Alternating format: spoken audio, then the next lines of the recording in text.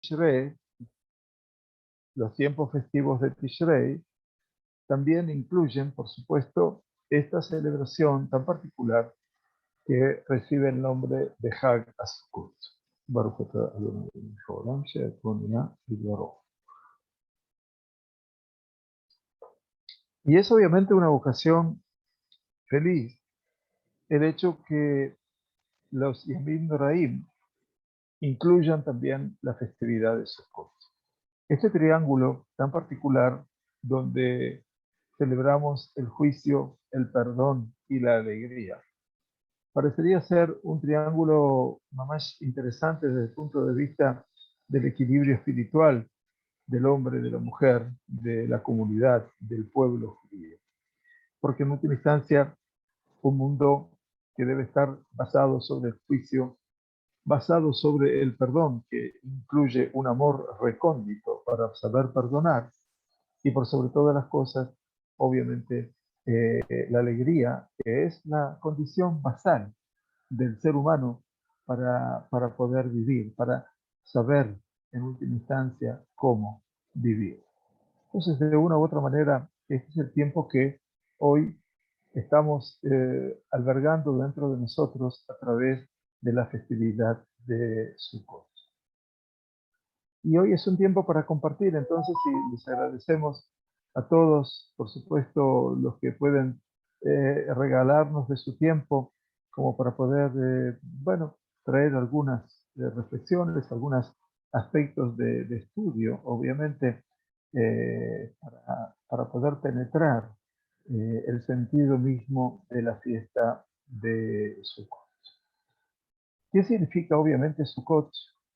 Bueno, representa mucho y tal vez todo. Y vamos a tratar entonces ahora de poder avanzar juntos y repasar algunos de los elementos fundamentales que solemos estudiar en este tiempo de Sukkot. Sukkot obviamente es una festividad que dura 7 días, 8 días en la diáspora, o podríamos decir 8 días, si incluimos al octavo día, como vamos a ver, y entonces serían 9 días en la diáspora. Y está caracterizada obviamente por una actriz fundamental que se llama la Sukkah, que es lo que se debe construir o lo que se puede construir en este tiempo de Sukkot, con la mitzvah de poder habitar en la Sukkah, o por lo menos decir la bendición de Shed Basukah. Luego también esta festividad muy ligada, íntimamente ligada a los factores de la naturaleza que se ahora reúnen todos en este final del ciclo agrícola, las 4 especies como que vamos a compartir todos los días del Hag, a excepción del Shabbat. Bien, bueno, ¿qué significan estas Sukkot? Estas Sukkot, por un lado, hablan de un fenómeno histórico. Quiere decir, Akadosh Baruj Hu quiere que a partir de esta celebración nosotros podamos hacer memoria כי בסוכות הושבתי את בני ישראל והוציא אותם מארץ מצרים. Akadosh Baruj Hu nos hizo habitar en Sukkot, esas cabañas temporales, frágiles, todavía no permanentes, durante todo el transcurso del recorrido del pueblo judío en el desierto, y allí durante 40 años esos Sukkot refirieron a la vivienda del pueblo judío. Sin embargo, veremos más adelante que en realidad Rabbi Akiva discute con Rabbi Ishmael acerca de la esencia de las Sukkot, si son Sukkot mamash, si son verdaderamente esas construcciones físicas, o tal vez las Sukkot hagan alusión a una circunvalación, a una forma de rodear de Kadosh Baruj Hu al pueblo judío en un sentido de halo protectivo, que los Jajamim llamaron Anane Kabod, quiere decir esas nubes de gloria. Y entonces todo eso nos va a poder ayudar eventualmente a poder entender y saber hasta dónde eventualmente nosotros podemos avanzar en el sentido de esta celebración, tanto en el sentido práctico o en el sentido simbólico. Muy bien. Cuando una persona tiene que estudiar acerca de Sukkot, ¿a qué fuentes se va a dirigir? ¿Ustedes a dónde se deberían dirigir para estudiar sobre Sukkot? No hay ninguna duda que tenemos que ir a lo que es la Torah escrita, Torah Shebishtar. Esta es nuestra primera fuente. Y aquí entonces nos vamos a encontrar con tres dimensiones. El libro de Vayikra, que es el tercer Humash de la Torah, el libro de Bemidbar, que es el cuarto Humash, el libro de números, y por último el libro de Devarim, ¿no es cierto?, que es el quinto que estamos ahora estudiando justamente en este tiempo, concluyéndolo básicamente como va a ocurrir en Shemini Atzeret. Quiere decir, hay tres libros de los Hamishah Humshei Torah que nos hablan de Sukkot. Por supuesto no Bereshit, porque Bereshit no está ligado al pueblo judío todavía, está ligado a los individuos que dieron a nacer al pueblo judío. Tampoco el libro de Shemot, que va a hablar de un escenario fundacional, que es la liberación del pueblo judío y su constitución en el desierto como Am Hashem, como pueblo de Dios, y a partir de lo que es la recepción de la Torah. Pero ya a partir del tercer Humash, quiere decir Vayikra, y luego el cuarto Humash, quiere decir Bemidbar, y luego el quinto Humash, tendremos algunos aspectos que habrán de reiterarse y otros que habrán de renovarse en el sentido práctico. Bueno, ¿dónde van a encontrar las fuentes? Bueno, en el libro de Vayikra, que es Traducciones Levítico, capítulo 23, como ustedes ven aquí, a partir del versículo 33 hasta el versículo 44. 11 versículos.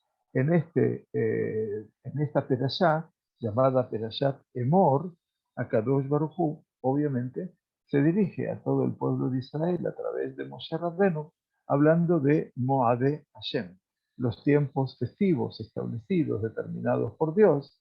Eleem Moadai, estos son mis celebraciones, y allí el pueblo de Israel, invitado a compartir un tiempo maravilloso que es consagrar esos días y esas noches al Todopoderoso, al Creador del mundo. Un breve repaso para que todo el mundo lo tenga a mano, ya anotando las fuentes. Entonces, habló Hashem a Moshe diciendo, estoy leyendo el libro de Vayikra, habla a los hijos de Israel y diles a los 15 días de este mes séptimo. Ya vemos aquí que la Sagrada Torah nos está mencionando, obviamente, lo que es el escenario fundamental de la celebración. 15 días del mes séptimo.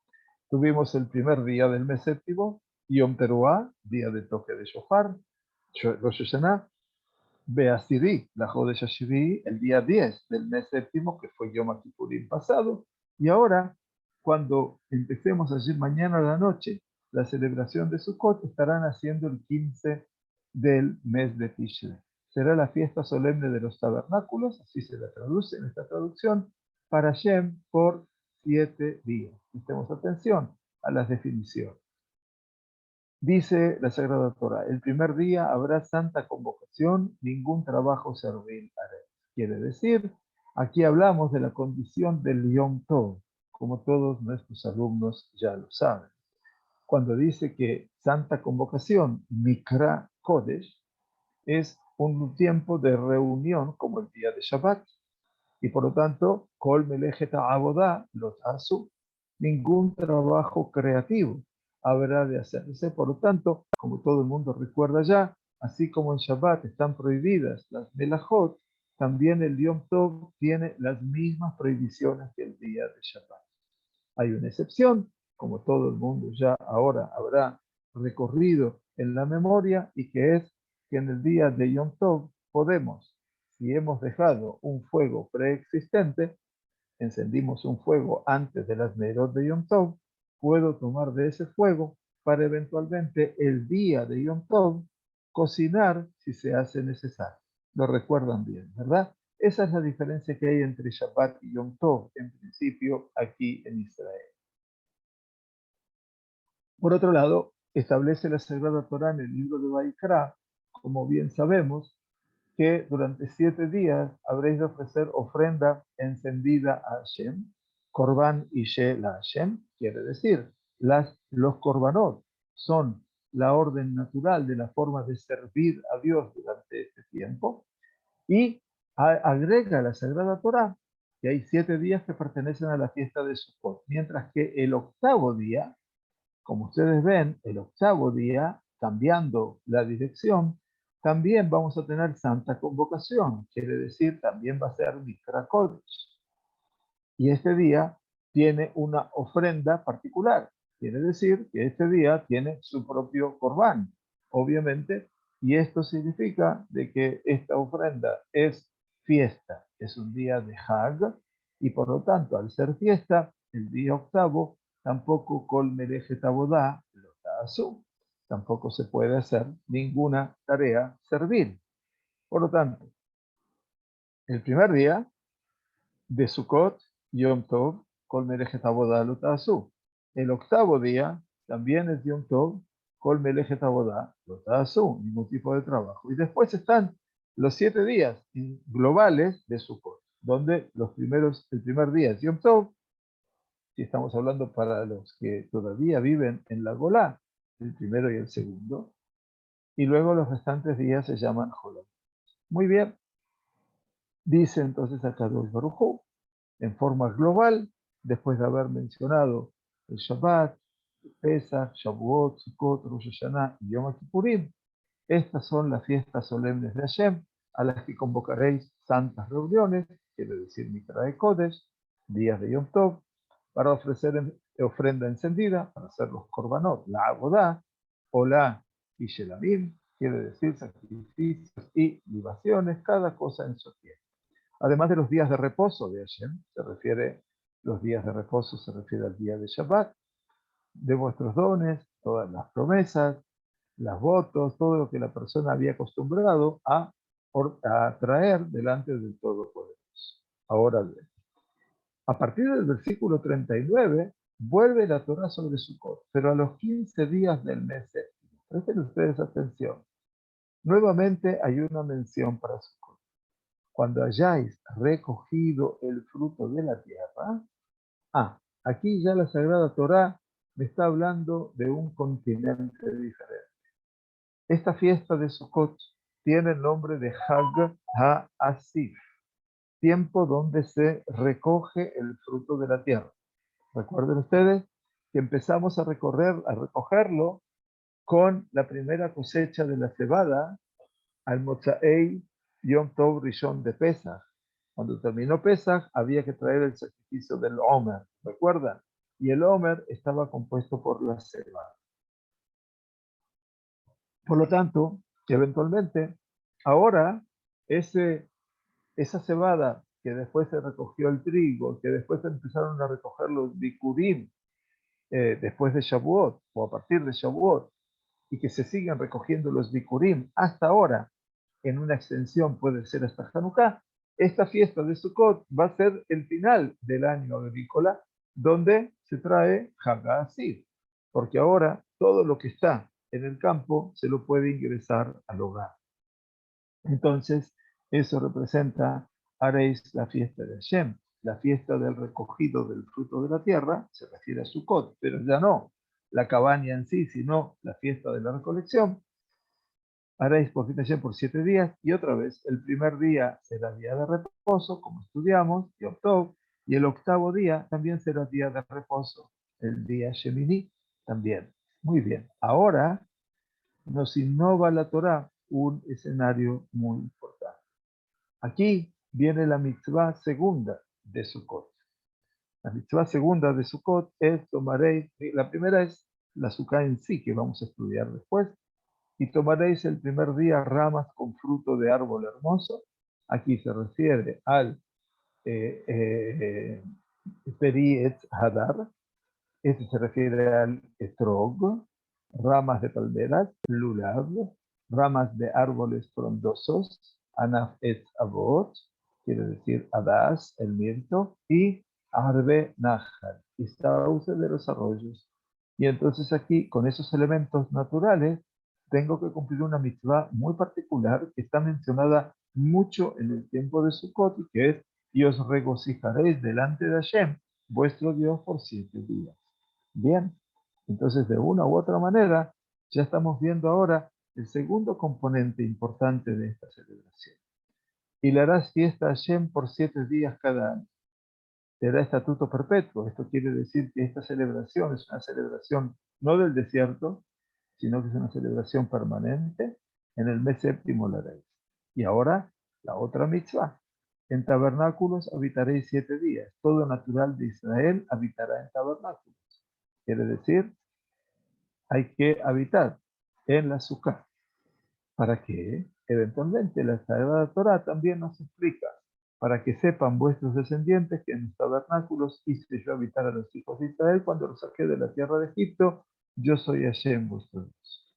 Quiere decir, acá, el concepto de hice habitar a los israelitas cuando los saqué de la tierra de Egipto remueve un valor histórico de la celebración. Y esta es la fuente más extensa de la fiesta de Sukkot, en donde tenemos, obviamente, una introducción a lo que son los tiempos festivos, para luego hablarnos de la característica del tiempo festivo en las 4 especies vegetales aquí mencionadas, más, obviamente, la mitzvah de habitar la azúcar. Bien, si hay preguntas, les ruego nada más que me manden un mensaje por escrito. Yo no los estoy viendo a ustedes en este momento, pero si existe alguna pregunta, con mucho gusto trataremos de responder. La segunda fuente ya es un poquitito más corta, pero divide lo que representa el tiempo de Sukkot del octavo día.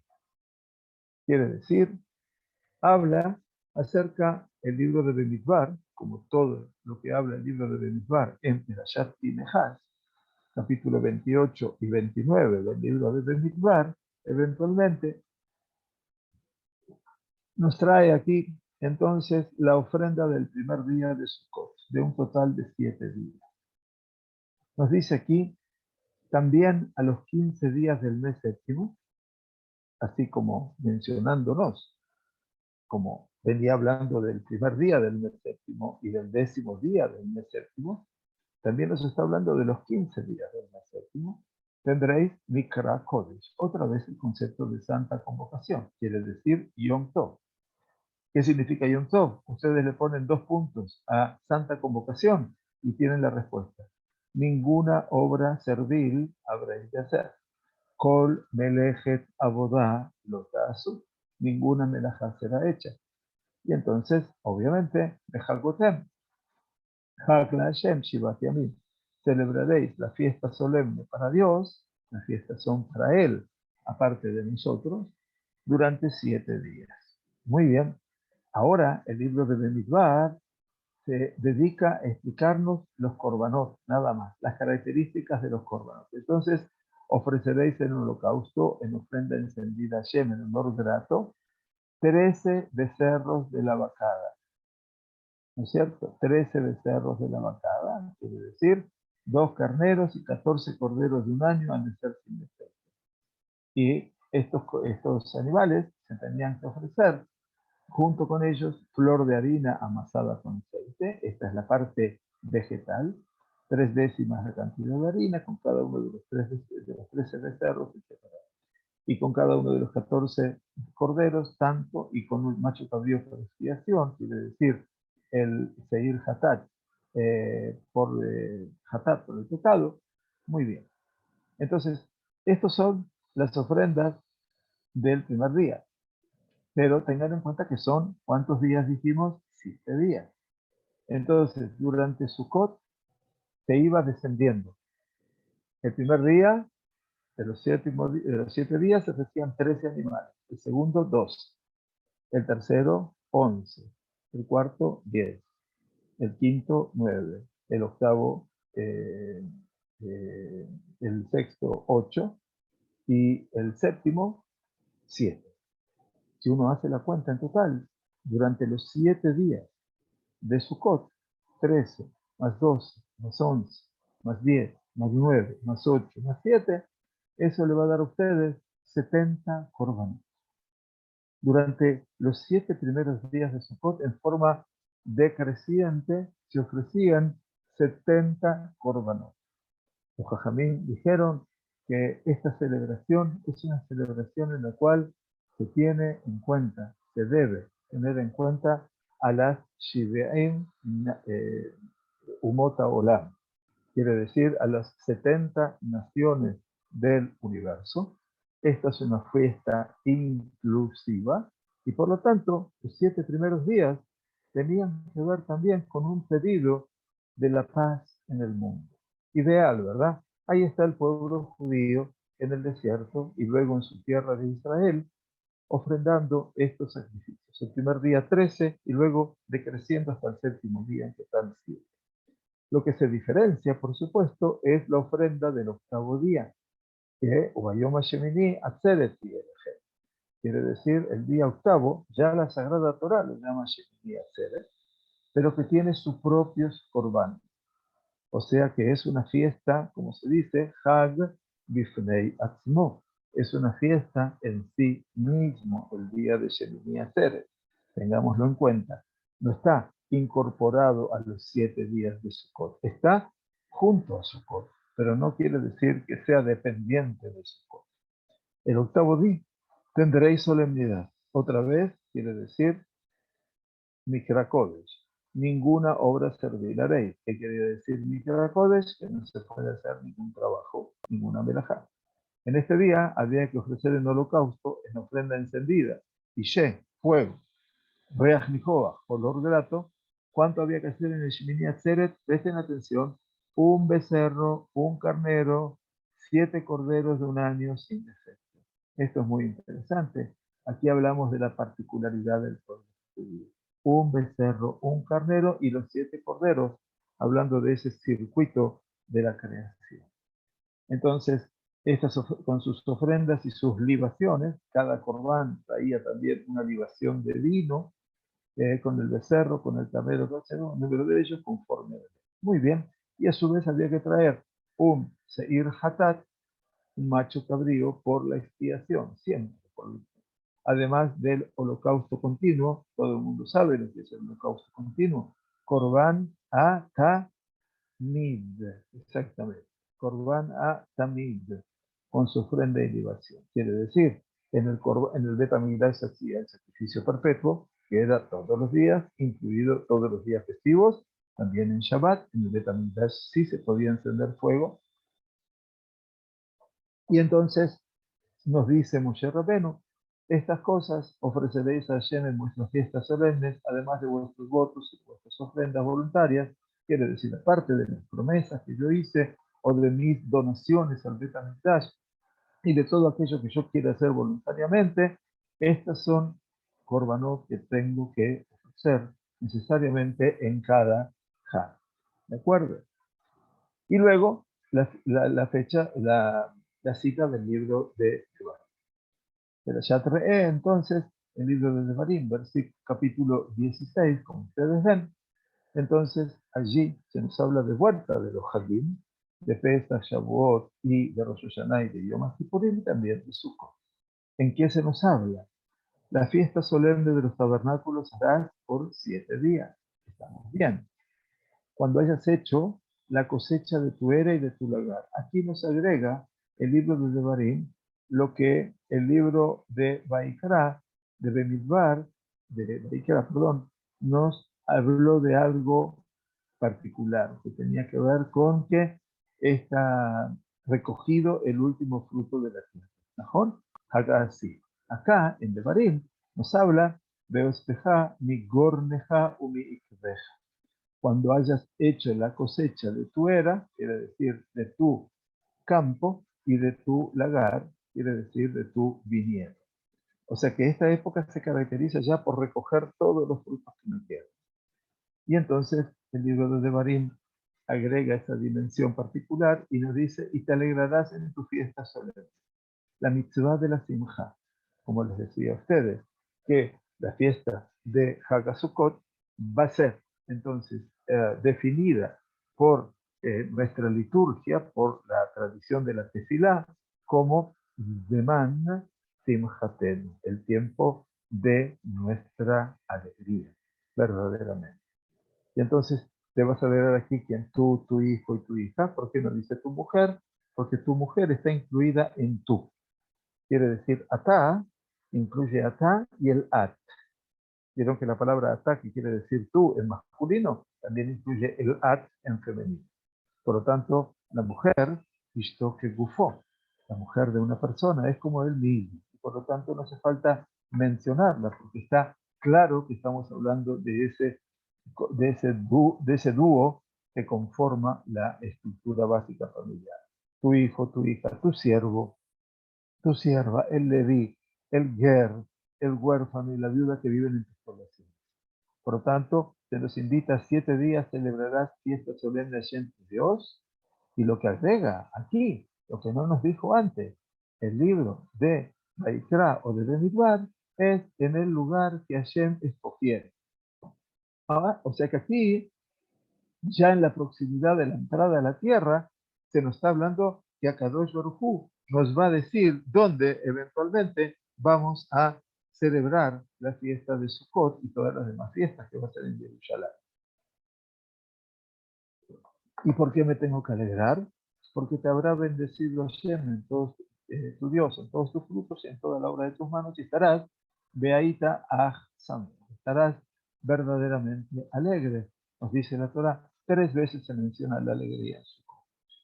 Muy bien. Luego aparece la mitzvah relacionada con cada varón. 3 veces cada año aparecerá todo varón tuyo delante de Hashem tu Dios en el lugar que él escogió.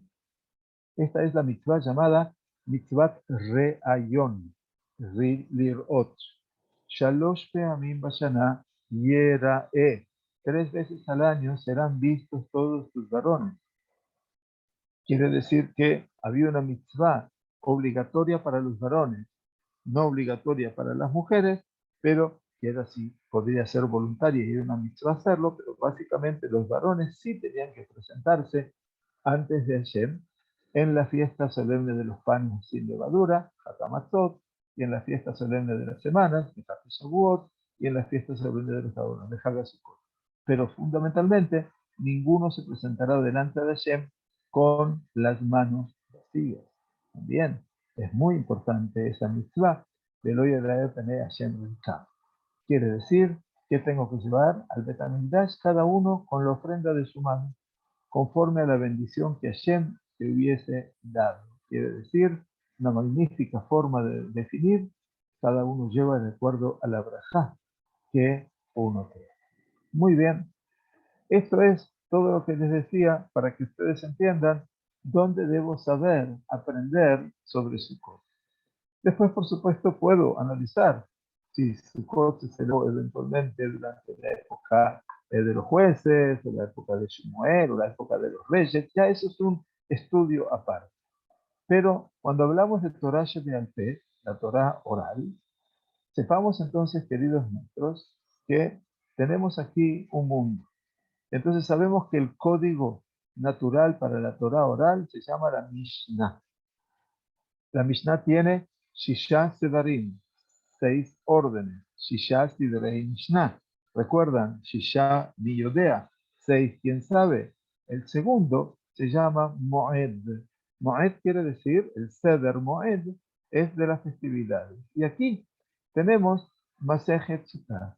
O sea que aquí tenemos un avance ya de 5 capítulos donde la Torah oral viene a hablar de todo lo que esto Sukkot me habla aquí.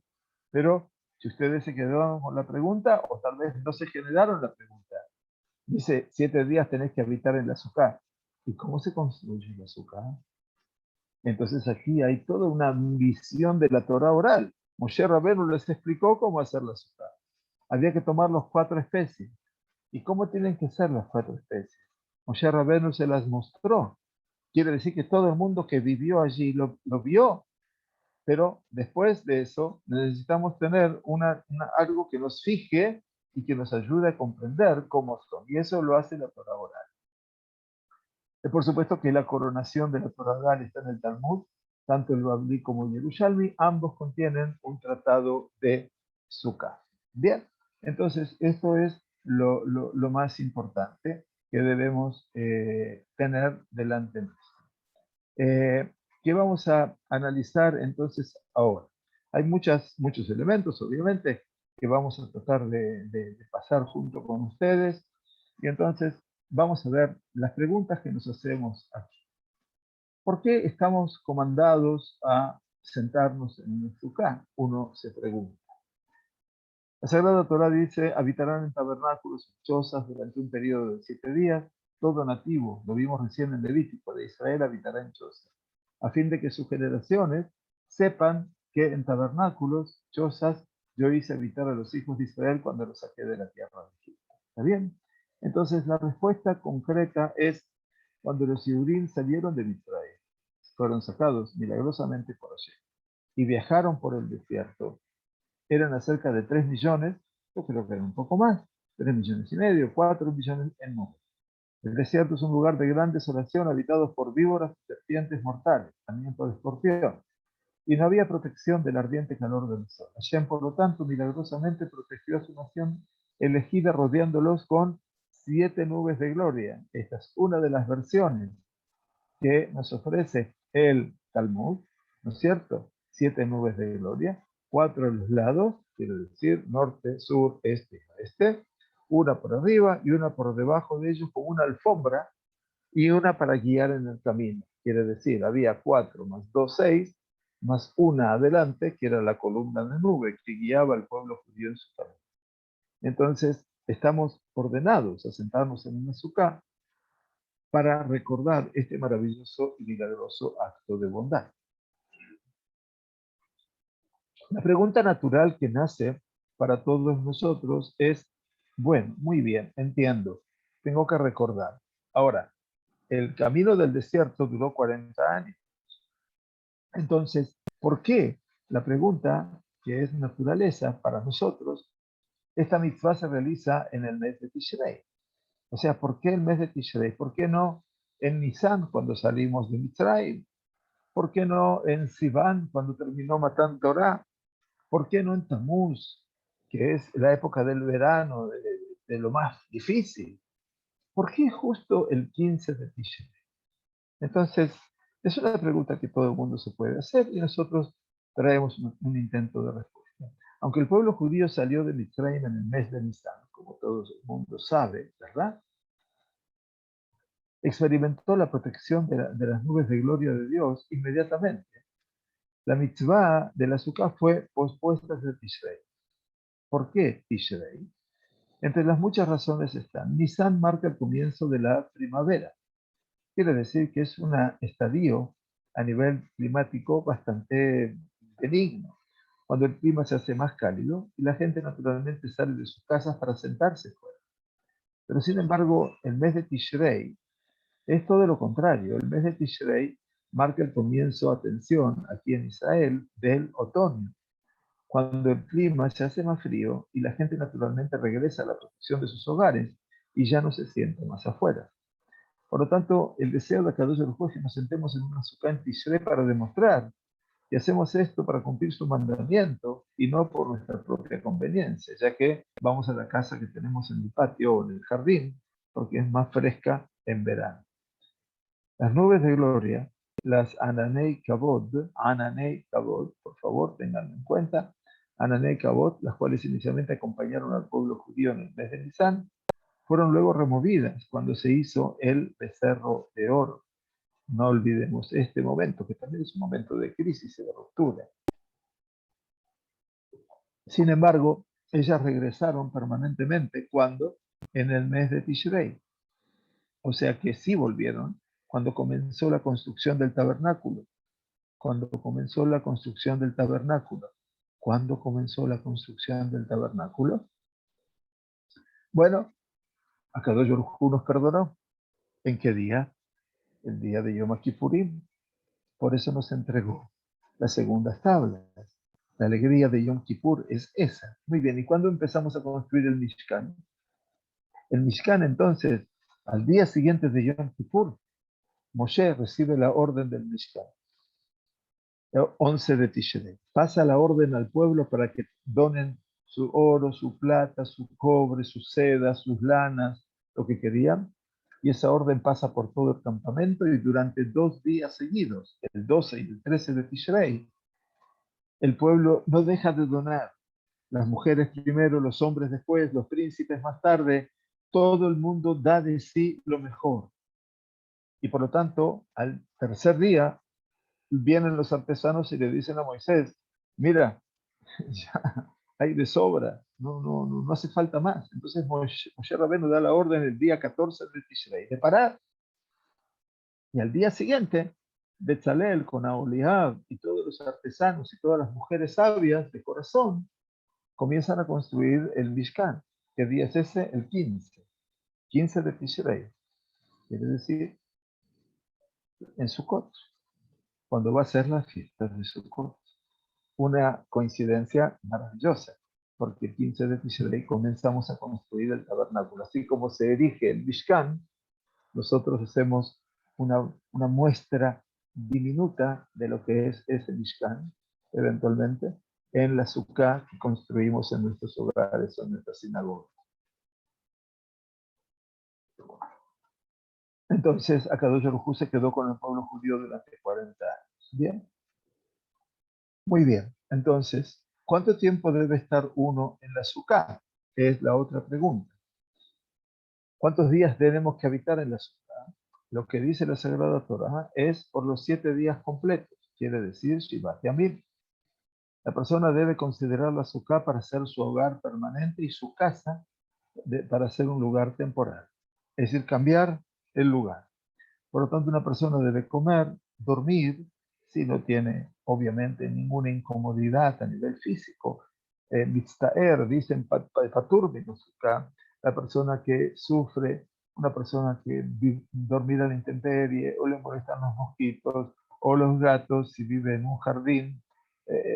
Hay muchas personas que no lo pueden hacer. No hace falta, pero comer, estudiar en la Sukkah, pasar su tiempo en la Sukkah de la misma forma que lo hace en su casa durante el año. Quiere decir, mamash, tanto en el día como en la noche se cumple la mitzvah de la Sukkah.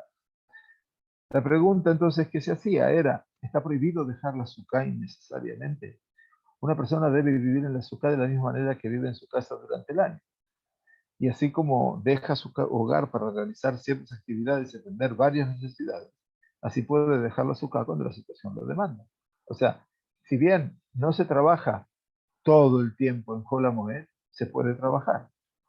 Sin embargo, es plausible, ya estoy, maximizar la cantidad de tiempo pasado en la Sukkah, ya que cada momento entrega una recompensa eterna. Bien, entonces lo importante es pasar, obviamente, el mayor tiempo. En ciertas circunstancias, nos dice nuestro texto, una persona podrá dejar la Sukkah, por ejemplo, entre la lluvia y la enfermedad. Sí, la escucho, Carmen. ¿Hay sonido? Ah, me tiene que escribir un mensaje, ¿sí? Perdón, no sabía que no había sonido. Así que si me escriben un mensaje, les respondo. Muy bien, entonces, ¿cuándo uno está obligado a estar en la Sukkah? O sea, acá tenemos que cumplir la mitzvah del Leshev Basukah. Entonces, por lo menos hay 3 ocasiones en las cuales hay que estar obligado en la Sukkah. La primera noche de Sukkot, no lo olviden, esto es muy importante, la primera noche de Sukkot. Cuando una persona come una seudá, cuando come una seudá quiere decir kovea seudá. Quiere decir, yo digo, voy a cenar o voy a almorzar. Independientemente que coma pan o no. Puedo comer mesonot, puedo comer galletitas, puedo comer un plato de ravioles. Entonces, esa sería la segunda condición. Siempre que voy a kovea seudá, tengo que comer dentro de la azúcar. Y después, eventualmente, la tercera opción, las personas que sí lo pueden hacer, es cuando duermen. Entonces, la mitzvah nuestra, queridos y queridas todos, es no construir una azúcar. Puede ser que uno no tenga espacio para construir una azúcar, pero la mitzvah es, por lo menos, pasar la primera noche escuchando la brajá, decirle Shem Bazooka, comer una porción mínima dentro de una azúcar y con eso cumplimos con la mitzvah. Después, si yo tengo cerca de mi casa una azúcar de la ciudad, donde la ciudad por lo general construye un azúcar, y entonces uno dice, bueno, voy a ir a comer al azúcar. ¿Puedo ir? Claro que voy a comer al azúcar, me llevo mi comida, la como allí, digo la braja y se terminó. Entonces puedo llegar a hacer, ¿sí? Ah, muy bien. La pregunta es, que nos hicieron también es ¿dónde debe una mujer encender las velas de Shabbat y de Yom Tov eventualmente? Entonces, por supuesto que se deberían prender en la azúcar, ya que la mitzvah principal es disfrutar de las luminarias durante la comida. Sin embargo, por supuesto, existe la preocupación de que se puedan extinguir por el viento o que haya un peligro de incendio. Entonces, ¿dónde se prenden? Dentro de la casa. ¿De acuerdo? No se prenden en el azúcar. Ahora, tienen que estar colocadas en un lugar cerca de una ventana que dé hacia la azúcar, que dé hacia la azúcar dentro de lo posible. ¿De acuerdo?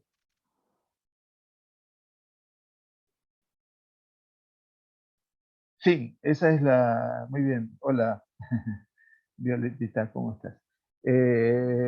Sí, o sea, uno no tiene la obligación de hacer una azúcar, si no tiene lugar. O sea, es una mitzvah muy bonita poder hacerlo. Ojalá que Besrat Hashem, cuando tengas tus hijitos, que puedas hacer un azúcar. La mitzvah fundamentalmente es, por lo menos, la primera noche de Sukkot, asistir a un azúcar, decir la brajá, escuchar el kiddush y obviamente escuchar y decirle Shem Bazooka y comer allí. Después, si uno puede circunstancialmente, como dije, comer en la azúcar que esté próxima, bien, entonces, por supuesto que es una mitzvah muy buena. Siento que si en todos los primeros y últimos días podemos transportar cosas requeridas en a un lugar externo, nosotros hemos tenido azúcar frente a nuestra casa unos 15 metros. Sí, y Yom Tov, señora Carmen, siempre se puede transportar. También, la diferencia entre Shabbat y Yom Tov en la diáspora es que en Yom Tov se puede transportar. Por supuesto, no se puede transportar una mudanza, ¿no? Pero todo lo que necesite para el azúcar lo puedes llevar, sillas, manteles, la comida, en fin, todo lo que necesites llevar y transportar al azúcar, lo puede hacer. Lo mismo una persona que vive en un edificio y la tiene que bajar a la planta baja. Bien, entonces, las velas a donde hay que encenderlas en un lugar de la casa donde uno lo pueda ver. Si uno va a tener el azúcar lejos de la casa, bueno, enciende las velas dentro de la casa y ya se terminó el problema. O sea, no hay que buscar una situación más agobiante porque encender las velas en la azúcar es brajale batala. Sabemos que el viento sopla y no falta que sople un poco, mucho viento. Muy bien, otra pregunta es si uno está obligado a comer todo dentro del azúcar.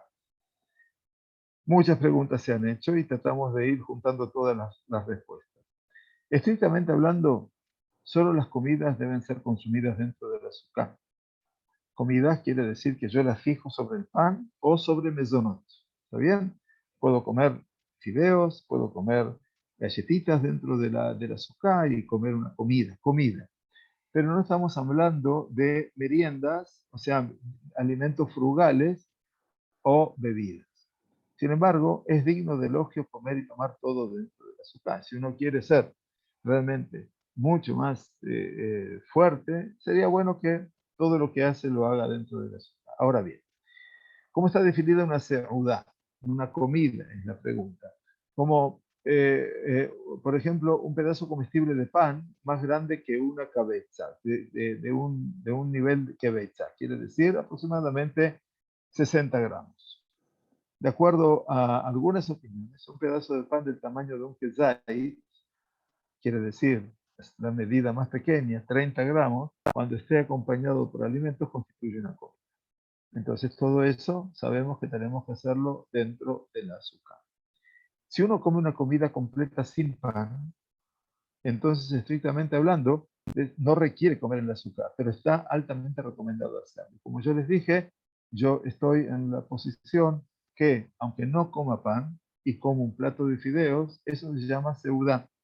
y no como pan y como una comida caliente y puedo comer una galletita o no, eso se llama seudá y entonces sí requiere comer en la azúcar. ¿Está bien? Lo estoy diciendo oralmente para que todo el mundo me entienda.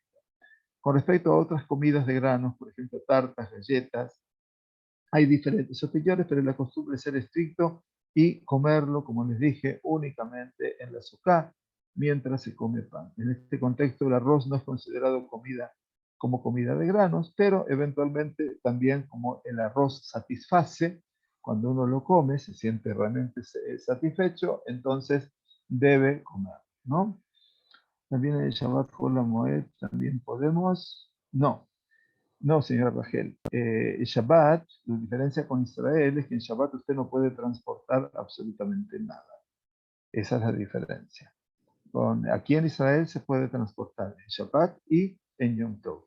Ustedes en Shabbat, que es Hol Moed, no pueden transportar nada porque es Shabbat. Lo que priva es el tiempo de Shabbat, ¿no es cierto?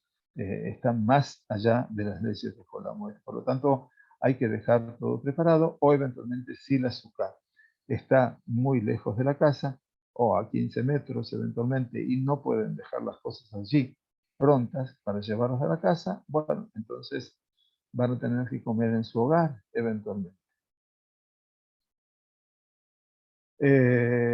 La pregunta que también se hacía es si uno puede tomar o comer fuera del azúcar durante una comida.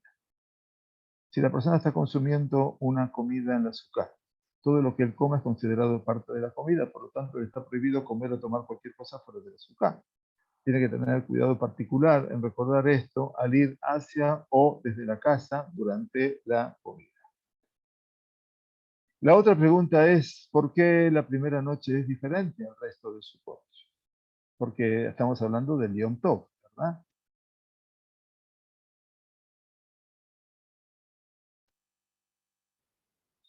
Muy bien. Entonces, eh, por una comparación de Pesukim, deducimos que la mitzvah de comer en la Sukkah en la primera noche de Sukkot es equivalente a la mitzvah de comer matzah en la primera noche de Pesach. ¿Me entienden? O sea, yo sé que tengo que comer matzá durante los 7 días de Pesach, pero la verdad es que la obligación natural es comer la primera noche. Los demás días de Pesach, si yo la matzá no me cae bien, puedo no comerla, pero la primera noche también. Por lo tanto, uno debe preferentemente comer un pedazo de pan de 100 gramos. Por lo tanto, en la primera noche de Sukkot, uno está obligado por la Torá, a comer en el azúcar. También esto aplica rabínicamente en la segunda noche de la diáspora, quiere decir para los que viven en la diáspora, aunque uno tiene que comer solo kabeitzá, 60 gramos. El pan debe ser comido dentro de 2 minutos, si es posible, o como mucho 4 minutos. También hay un tiempo desde el punto de vista de la halajá, pero de todas maneras es para que tengan la noción. Se debe tener precaución de no hablar hasta que el pedazo de pan haya sido comido. Durante el resto de Sukkot, uno está obligado a comer en la Sukkah solo si quiere servirse una comida. Quiere decir, si yo quiero tomar un café, no hace falta que lo tome en la Sukkah. Si quiero tomar un vaso de refresco, no hace falta. Si voy a comer una manzana, puede ser que la puedo comer dentro de mi casa. No estoy necesariamente obligado a hacerlo en la Sukkah. La pregunta con respecto al dormir, que también me preguntaron, si uno está obligado a dormir en la Sukkah. Durante la semana de Sukkot, la Sukkot debe ser considerada, dijimos, como lugar de la persona. Como las principales actividades del hogar son comer y dormir, también estudiar. Por supuesto, si estamos estudiando en casa, el hombre está obligado a dormir en la Sukkot. Según algunas opiniones, dormir en la Sukkot es incluso más importante que comer. Algunos son menos severos y duermen en la casa debido a que en muchos países el clima es frío en esta época del año. Prestamos atención. Y dormir en la azúcar puede causar mucha molestia, máxime en esta época en donde estamos viviendo lamentablemente todavía las consecuencias del coronavirus. Por otro lado, es digno de elogio organizar una forma de calentar la azúcar en la noche para poder realizar una importante mitzvah, así como se puede poner un ventilador en la azúcar durante el día, activado por un timer, ¿no?, que se prenda y se apague. La noche también podría haber alguna calefacción, pero para eso las Sukkot tienen que ser muy, muy cómodas. Las mujeres, cuando me preguntaron, generalmente no duermen en la Sukkah. Y si un hombre casado va a dormir en la Sukkah dejando a su esposa sola en la casa, esto puede causarle a ella, en general, un desconsuelo. Y es que es meticuloso con dormir en la Sukkah y cumplir la mitzvah adecuadamente, va a tener el mérito de ver la divina presencia, dice el Jajamín. Por lo tanto, una persona eh, puede dormir en la Sukkah, pero siempre y cuando eso no cause una situación en desmedro de su mujer, ¿no? O sea, básicamente porque la alegría del Hak es alegrar también a la mujer y a los hijos. Pero generalmente no lo veo esto como un problema en general, pero dice Amistaer Patur min Sukkah. Como les dije anteriormente, la persona que Mistaer, una persona que, bueno, que se lamenta, que es hipocondríaca, que siempre se queja de esto, de lo otro, de más acá y de más allá. Dicen los jajamim, no hace falta que se sacrifique durmiendo en la azúcar. Puede hacerlo una noche y el resto de las noches durmiendo en su casa. ¿Se puede dormir debajo de una mesa en la azúcar? Se debe comer y dormir en la azúcar sin nada interviniendo entre él y el sejaj. Todos saben que sejaj es el techo del azúcar, ¿verdad? Sin embargo, si es necesario, está permitido dormir debajo de una mesa estándar, ya que tiene menos de 80 centímetros de alto. De igual forma, se puede dormir en la cama de abajo de un camarote si el espacio entre las camas es menor de 80 centímetros. Muy bien. La persona pregunta, ¿puedo tomar una pequeña siesta afuera del azúcar en caso de que quiera descansar en la tarde? En general, vuelvo a repetir, dormir en la sukkah es importante en tanto y en cuanto no sea un sacrificio, ¿bien? Me preguntan aquí, el timer debe ser configurado antes de Yom Tov y Shabbat, pero no puede ser manipulado o reprogramado en Shabbat o Yom Tov. El timer tiene que ser programado.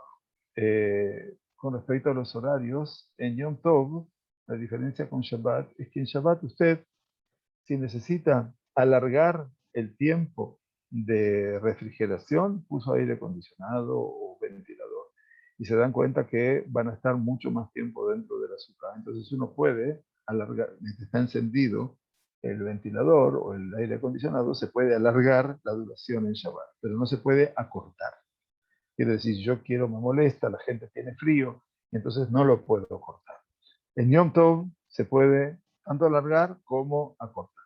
¿De acuerdo? Esa sería la respuesta. Hola Shira, ¿qué tal? ¿Está permitido en Holomonet? ¿Se puede hacer asado? Le dije que sí. Pero me preguntaron que si mañana se puede hacer asado, le dije que creo que no. No sé si mi respuesta fue correcta. Mire, usted sabe que en Yom Tov, teniendo un fuego encendido previamente, se puede cocinar. Entonces, ¿por qué no se puede hacer un asado en la noche? O sea, no sé si es ideal hacer un asado en Sukkot, o por lo menos en la Sukkah, siendo el espacio de la Sukkah muy pequeño. Pero si se enciende el fuego a partir de un fuego preexistente y los carbones se encienden, uno puede poner la carne a hacer. ¿Por qué no? Se puede hacer, claro que se puede hacer un asado.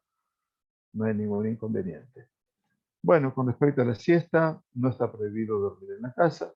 Eso es la respuesta más concreta. La bendición que solemos decir, Leishev Bazooka, es siempre recitada cuando se come en la azúcar. Leishev Bazooka es Baruch Atah Hashem Elokim melech haolam, asher kideshanu b'mitzvotav v'tzivanu, Leishev Bazooka. Nosotros en Sefaradim decimos Leishev Bazooka, no Leishev Bazooka. No, es usualmente recitada cuando se come un pedazo de pan más grande que 100 gramos.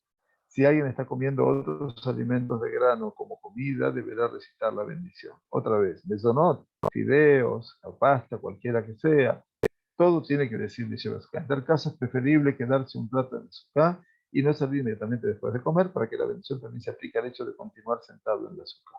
Bien, así voy a tomar una copa de Coca-Cola y estoy en la azúcar, no hace falta decir la braja. Si voy a decir Kiddush, por supuesto que en el Kiddush voy a decir Lishem Azúcar.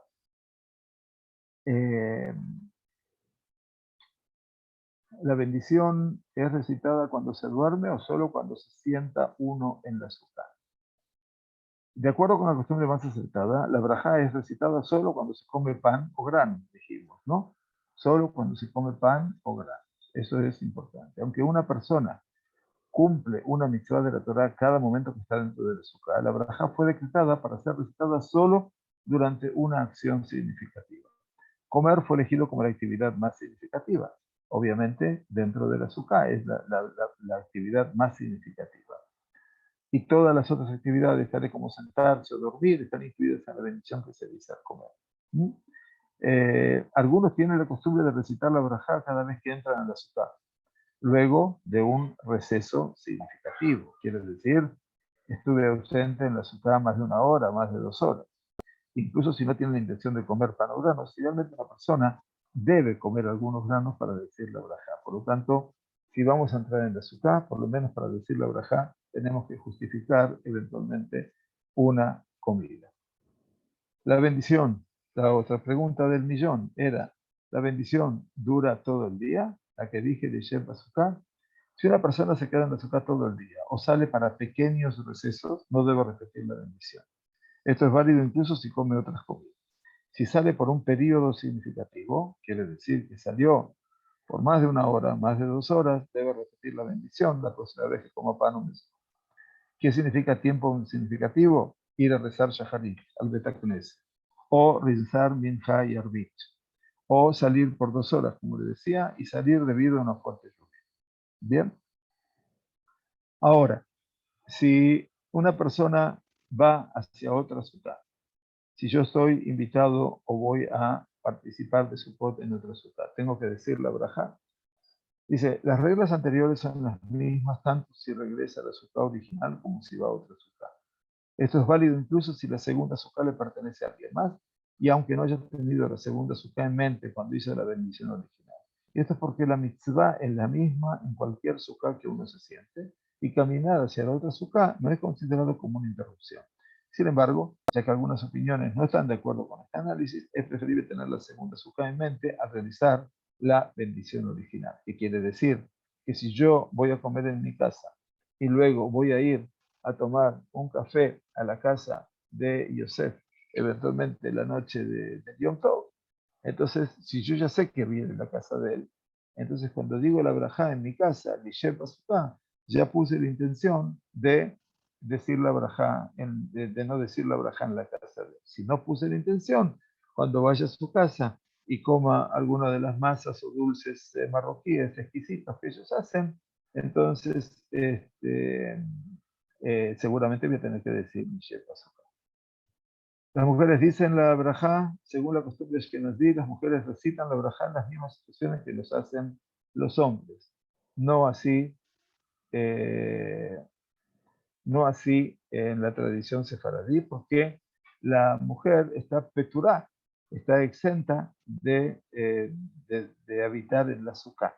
No porque haya diferencia, pero es una mitzvah aseh, es una mitzvah positiva que está marcada por un tiempo fijo, y por lo tanto, como está por un tiempo fijo, está exenta. Pero es una mitzvah que la mujer coma en la sukkah. También es una mitzvah que coman las mujeres, nada más que no digan la braja. ¿Está obligada una persona en la ciudad a comer que cuando está lloviendo? Bueno, ya respondimos en algún momento que es mitzvah, ¿no? No está obligado a comer ahí, excepto de la primera noche. Una lluvia fuerte es definida como una lluvia que pasando a través del zhaj, es decir, del techo de la azúcar hacia adentro de la azúcar, tiene la magnitud como si estuviera ocurriendo dentro de la casa y él dejaría la habitación. Si está lloviendo ligeramente, él está obligado a comer ahí. Entonces, ¿qué pasa? Bueno, si está lloviendo la noche de Sukkot, por lo menos digo el Kiddush y digo le Sheva Sukkah y bendigo el pan y después me voy adentro de mi casa mirando a la Sukkah y como desde el comedor habitual. ¿Sí? Lo mismo, hola Rivka, ¿cómo estás? La brajá del lulav, las mujeres ashkenazíes, hay quienes autorizan a decirlo y hay quienes no lo autorizan, exactamente lo mismo. Y en la tradición sefaradí, Rabbi Ovadia escribió que toda mujer que quiera decir la brajá del lulav no está obligada, pero tabó alea braja, que tenga mamás, va a ser una brajá que diga la bendición del lulav. Lo importante es es saber cumplir con la mitzvah, así que está muy bien que diga la braja. Muchos juristas ashkenazíes son más exigentes y no permiten que la mujer diga la braja. ¿Está uno permitido quedarse en la sukkah cuando llueve? Lo mismo, ¿no? Si está lloviendo hasta el punto que uno está exento de la mitzvah, debe irse.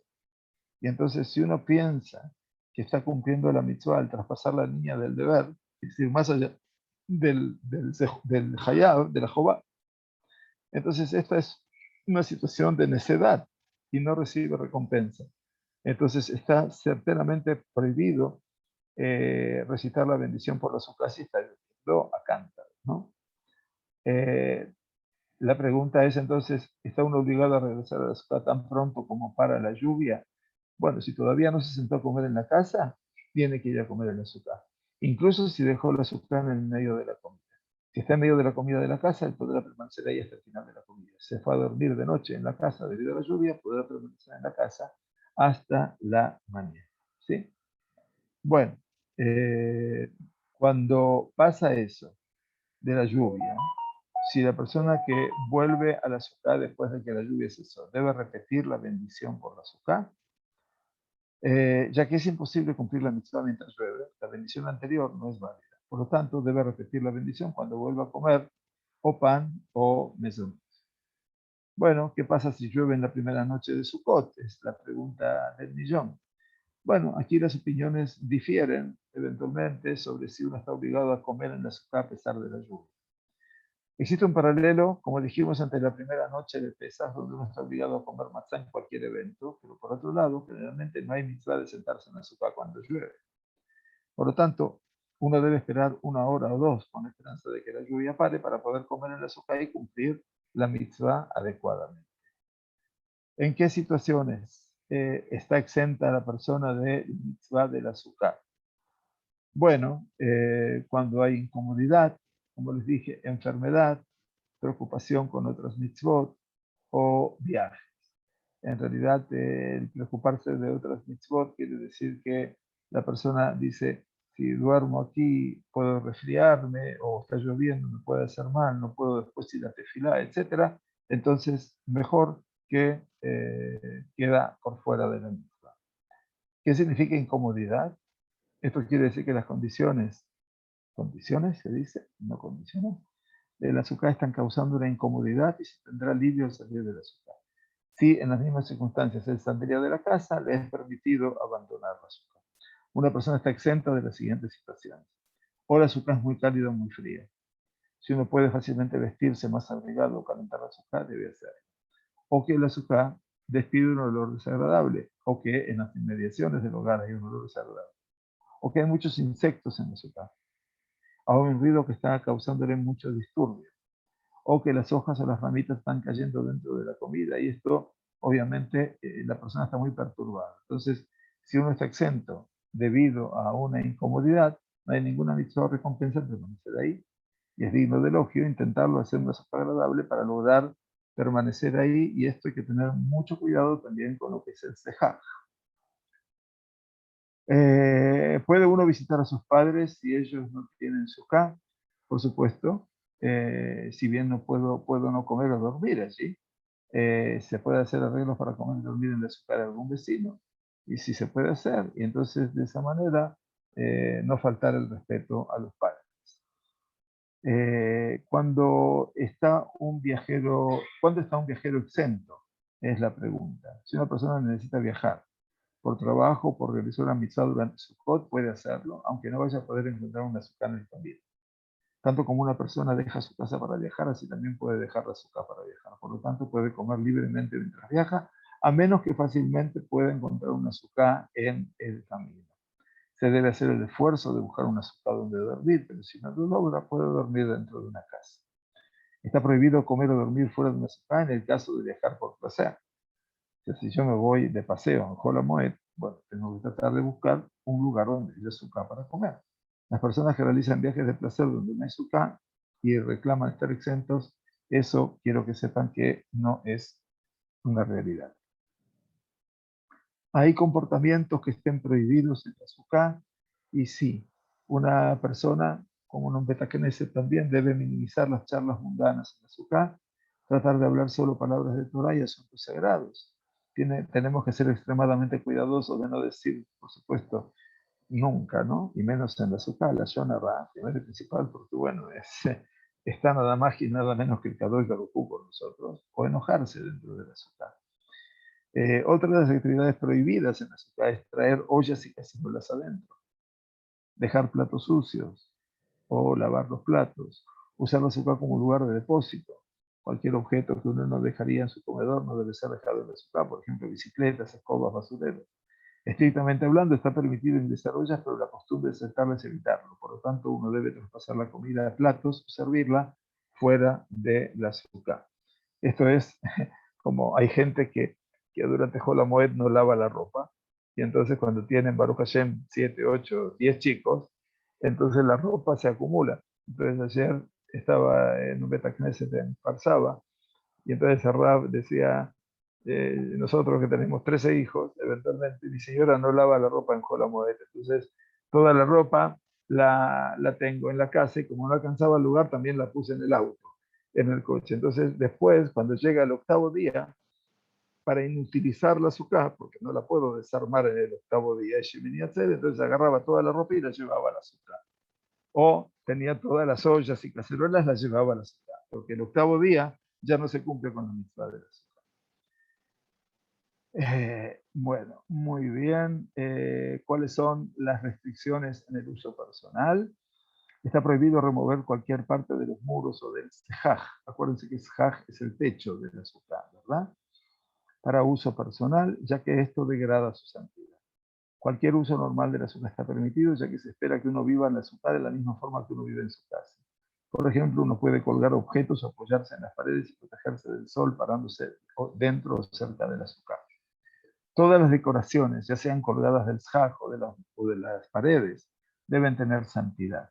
Por lo tanto, no pueden ser removidas de la Sukkah para uso personal. Por ejemplo, la fruta que está colgando del shaj, muchas personas ponen frutas, no puede ser removida y comida hasta después de Sukkot. Generalmente yo no recomiendo poner frutas frescas porque se echan a perder, y eso obviamente trae moscas, y eso, hoy se venden uvas de plástico que parecen uvas reales, no se vayan a confundir, por favor, y se puede hacer eso, por supuesto. Las imágenes que están colgadas en los muros de la Sukkah, a veces tenemos Benito al venir, Luis Fizdin, o la foto de Jajamín, por ejemplo, por Talmud Torah, o de lo que fuera, no podrán ser removidas y colgadas en la casa para después de Sukkot. Las decoraciones pueden ser removidas en Hol Moed y llevadas dentro de la casa para prevenir que se arruinen por la lluvia. Eso sí, estas deben ser regresadas luego a la Sukkah, pero no pueden ser usadas en la casa hasta después de Sukkot. Bien. La pregunta, como les decía, del Rab que ponía toda la ropa sucia en la Sukkah el octavo día, ¿tiene la Sukkah alguna santidad después de Sukkot?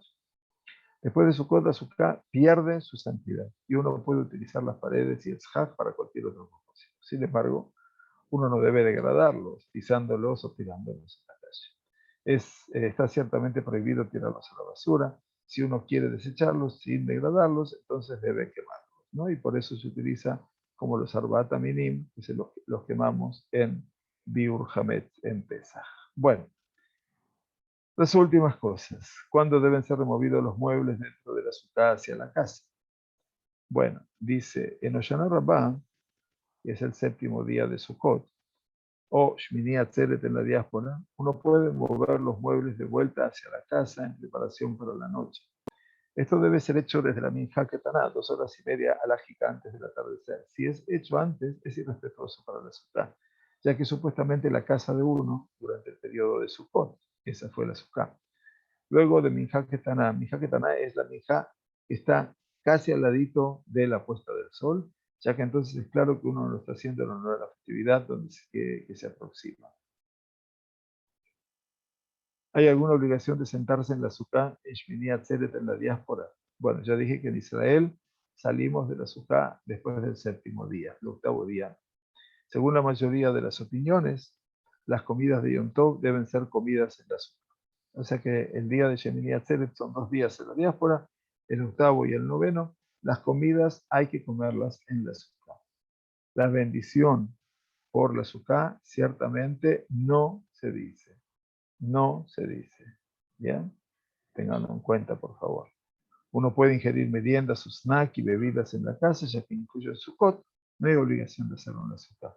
Entonces, obviamente, se puede llegar a hacer.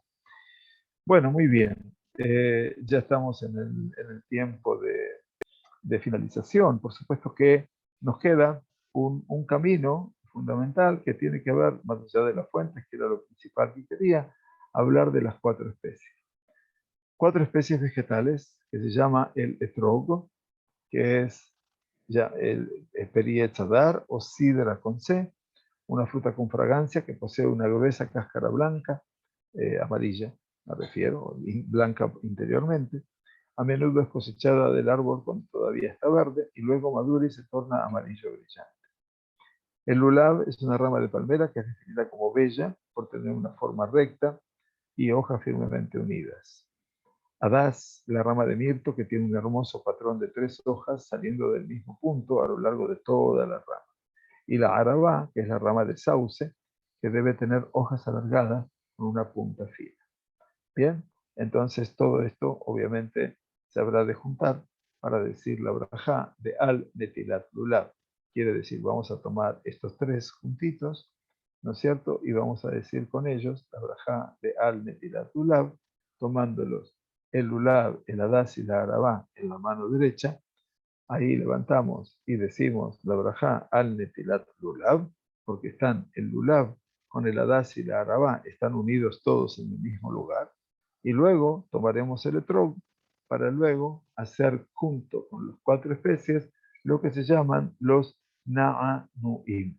Na'anuim quiere decir los movimientos, ¿no es cierto? Se sacuden, ¿no es cierto? Con los movimientos, son 6 movimientos que nos agitamos en todas las direcciones. Quiere decir, en el sur, al norte, al este, arriba, abajo y al oeste. Así hacemos la tradición sefaradí, empezando por el sur, luego al norte, luego al este, luego en el este nos quedamos haciendo los movimientos hacia arriba y hacia abajo, y luego giramos hacia la derecha y miramos hacia el oeste. Los Na'anuim son en total 18 movimientos, quiere decir 6 movimientos y cada movimiento tiene Molich Umevi, Molich Umevi, Molich Umevi. Quiere decir, lleva hacia adelante y lo trae a su corazón. Lleva hacia adelante y lo trae a su corazón. Lleva hacia adelante y lo trae a su corazón, mirando hacia posición sur, norte, este. Pero cuando hacemos para arriba, hacemos movimientos para arriba con el lulav y el movimiento para abajo es llevar la base del lulav hacia abajo, no invertir el lulav, no hay que invertirlo, llevar hacia abajo con 3 movimientos para luego hacer nuevamente el oeste y terminar con los 18 movimientos.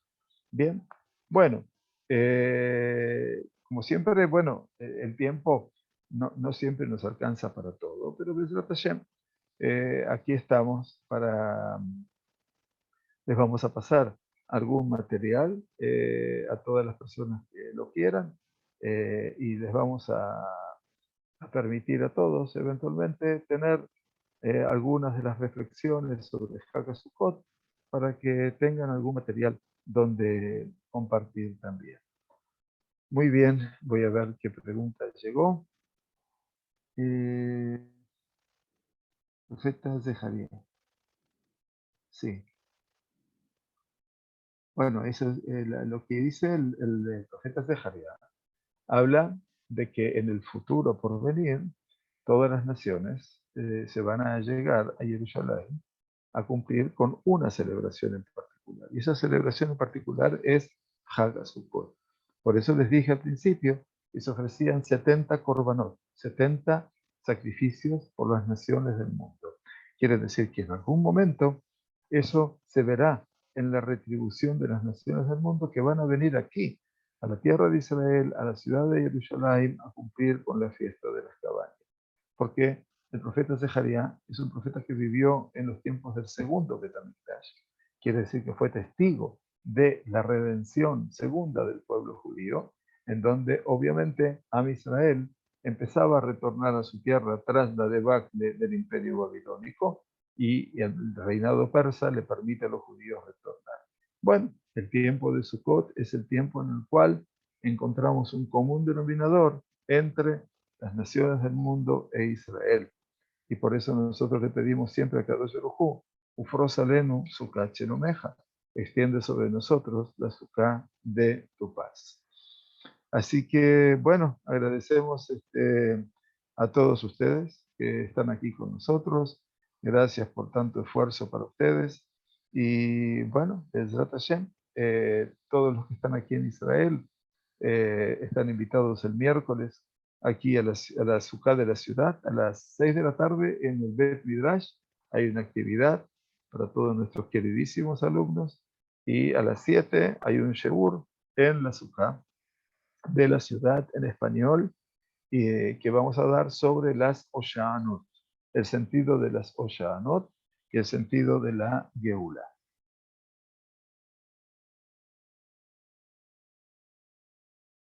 ¿Qué diferencia? ¿Diferencias tiene el etrog?